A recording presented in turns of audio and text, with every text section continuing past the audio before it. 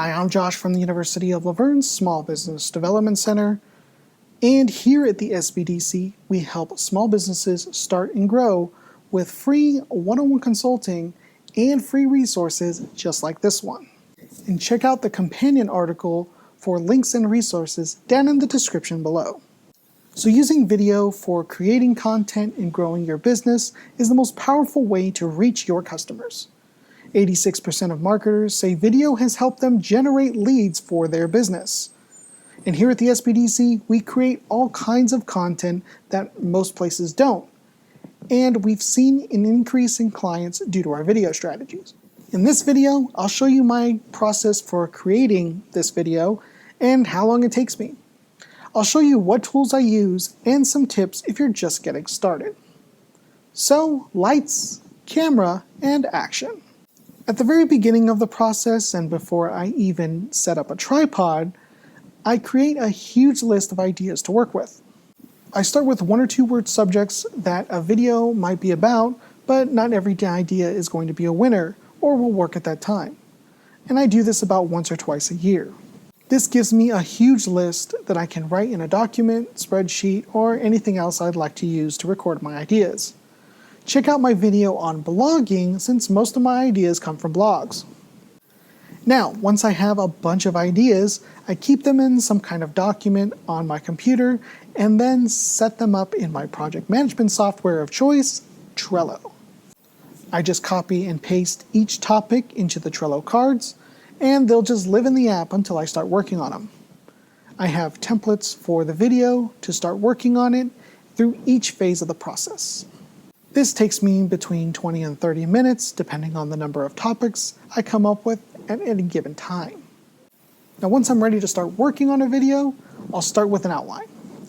The scripting part takes the longest, and I could work on it for an hour or 2, depending on the amount of research I might need.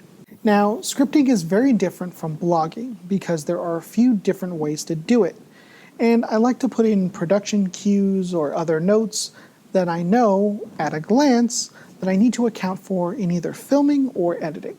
Now, I may send it out to the SBDC office to take a peek and see if there's anything that doesn't make sense or anything I should add. Now, I don't do this very often, and I'm not counting it towards my time, but this could take a couple of days or so, just so you know. Now, once we have a script ready, it's time to create. But before we can record anything, we need to have the equipment. And this is what gets people hung up the most when it comes to creating videos. They think they need to have the best equipment. Now, I exclusively use my EOS M6 because of the flip-up screen, and I can wirelessly transfer my files to my iPhone or iPad. You don't need to buy a new camera if you're just starting out. My iPhone 12 can shoot 4K, and it's more than enough to publish videos online, and you can also get some third-party apps to get control over your video just like a DSLR. My best advice is to use whatever camera you have. If you have a phone, use it. If you have a DSLR that shoots video, learn to use that. Now, lighting is what makes a good video good. Cameras simply work better with light, and better quality light. You can get a cheap photo-video light setup for $100 on Amazon and make it look good. Now, if you're really on a budget, you can grab 3 light stands and some Home Depot work lights for $50 altogether. My setup includes an LED light panel and a smaller LED panel that can be both battery powered for on-location setups, and they both cost together $500. Now, audio is just as important as the video aspect since half of the viewing experience is sound. If you were to invest any money in anything, audio is where it would be okay. You can still get better sound with a cheap setup like an external mic or a lavalier and can connect it directly to your camera or phone. Now, if you're really serious about audio for your videos, then a dual system sound setup or recording audio in 2 places and then adding it back in editing might be a good idea, but it's definitely not for beginners. Setting up your shot is going to be a skill you'll need to learn as far as lighting and how your camera is going to be set up. Now, where you set up will be a matter of logistics, and if it's possible to leave your setup in a particular room or if you'll need to set it up and break it down every time you record. Now remember to keep your background and set clean, and don't get too hung up on what's back there. Now I've used a few different sets, from my home office to an empty office here at our center, or directly in front of my computer like I am now. I still get views and subscribers because the content itself is good. Now, once you have a setup and you're ready to press record, you have to deliver your content. If you have a good memory, then you could memorize all the key points in your video, and then riff when you can. Now, I am not that good. What I do is script out my videos. Now, many YouTubers actually can't stand this, but since I use a small teleprompter right in front of me, I can practice my delivery, and this makes the recording of a 10-minute video take 15 to 20 minutes, which saves me a bunch on time. Now that you have your video recorded, it's time to edit. Now there are a few small steps to getting your video finished. Starting the editing process begins with what's called ingestion. Now this is basically taking your footage and saving it to your computer to get ready for the edit. Now I save my footage to a folder before I wipe it from my SD cards. And then I handle what's called an assembly, which is putting all the footage together in the timeline and roughly putting things together the way I want it. And what makes the final cut is adding transitions and other B-roll or supplemental footage. Graphics are the final part of my edit. This also includes B-roll to illustrate specific points. Now, these supplemental photos and videos will come from sites like Pexels or Pixabay if I don't shoot the stuff myself. Other graphics like assets that I've pre-made, like this opening, the Chiron, or the end screen, can either be made in a program called Canva or Keynote. Now once I think I have the final cut put together, I'll render out or save the video into its final product according to YouTube standards where my video will live. So editing can take anywhere from 4 to 6 hours depending on the length of the video, and you'll want to know your settings for wherever the video will live. So once the video's done, I'll distribute it to my office and have my coworkers take a look at it for their input before publishing. This usually takes a day and is pretty easy with our cloud storage service. Now that you have your video ready, it's time to publish. You should already have a platform for your video to live once it gets published online. As you're creating and publishing your videos, scheduling will be very important to keep your video schedule or managing the creation of each and every video. Now, most platforms can schedule videos in advance to help your strategy and for you to work in your company, because creating videos is not your full-time job.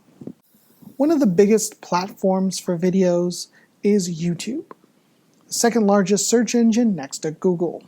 Now I use YouTube Studio to upload all my videos, create the description, video thumbnails, and cards to other videos, and even the end screen. All of these details are best practice for getting found on the platform. Now you can use tools like vidIQ or TubeBuddy and check out their tips and additional stats directly from YouTube. Now to increase the SEO of our content, we take our scripts to our videos and turn them into blog posts.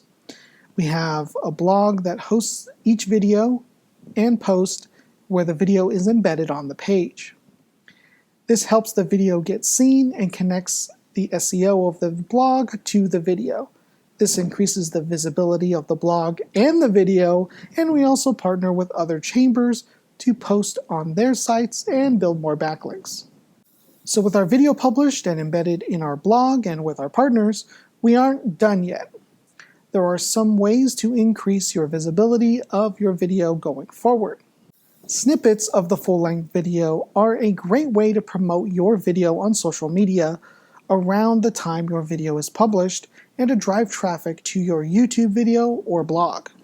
Creating these snippets can be shortened tips or specific sections of your video. I don't create new content, I just transform it through editing to maximize my time and not take forever on each and every promotion for every platform. The other strategy I employ for our video marketing is to repurpose our video snippets to promote the video for the future. I do this by creating a few snippets, up to 5, and post them weeks after the video is published. But it still looks different and it connects to the larger video that I have on YouTube. You can repurpose the video however you can, and you can even script your videos to make snippets and repurposing much easier. Now, the final way of promoting our video content is by re-uploading. Now, this isn't just posting your video again and again, but you're making it available for viewing at strategic times. Now, how I do this is I upload the full video 1 week after teasing it on Facebook and LinkedIn that points to another platform. And then I use the different snippets and other content repurposed from my main video every quarter or so for about a year. You should always change up your copy and thumbnails on social media so platforms like Facebook don't penalize you for reposting. Video marketing as a small business is not necessarily difficult to start, but it takes a lot of dedication to maintain. It's an investment. It takes time and commitment and strategy to create content and grow your business. Creating video pays dividends to attract business, but like any attempt in content marketing, it's a lot of work. If you need help with marketing for your business, contact us here at the University of La Verne, SBDC, for free consulting for your business. But let me know what you think. Does video seem right for your business? Have you ever wanted to start creating videos but didn't know where to start? Let me know down in the comments below. If you found this video helpful, leave us a like, share, and subscribe to the channel. And don't forget to hit that notification bell to get updates on all of our newest videos to grow your business. Are you looking for more help with marketing and social media for your business? Check out this playlist here to get the latest tips for growing your business with digital marketing. Thanks for watching, and I'll see you in the next one.